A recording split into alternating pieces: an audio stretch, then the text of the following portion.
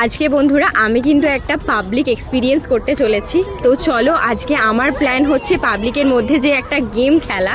তো গেমটা খেলতে তো আমার ভীষণই মজা লাগছে, আশা করি তোমাদেরও ভিডিওটা দেখে মজা লাগবে। একদম কিন্তু প্ল্যানটা আমি এক্সিকিউট করব পাবলিকের মধ্যে যে। তো চলো যাওয়া যাক, মানে প্ল্যানটা একদম এক্সিকিউট করি। তো চলো, আমি একটা গেম খেলে ভিডিও বানাই।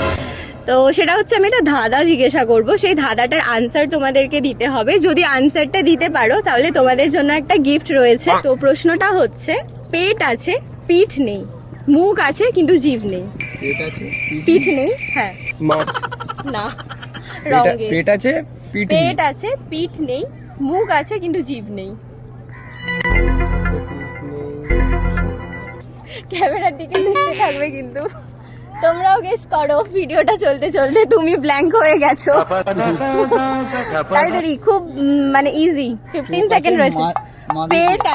পেট আছে পিঠ নেই, মুখ আছে কিন্তু জিভ নেই। খুব ইজি কিন্তু, যেটা আমি একটা ক্লু দিতে পারি। ক্লুটা হচ্ছে আমরা প্রত্যেকদিন সেটা ইউজ করে থাকি, আর পুরোনো দিনে এই জিনিসটা বেশি ইউজ করা হতো।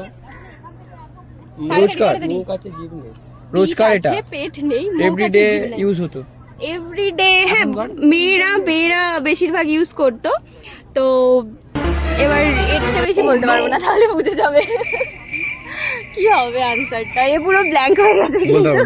ও বলে দিয়েছে ও তেল না, ব্যাপারটা এরকমই। আমাদের কিছু প্রয়োজনীয় জিনিস, না চিরুনি টাইপ নয়, মানে চিরুনি টাইপ নয়, এরকমই নিত্য প্রয়োজনীয় কোনো একটা জিনিস, যেটা খুবই ইজি কিন্তু একটু ভাবলে বলতে পারো।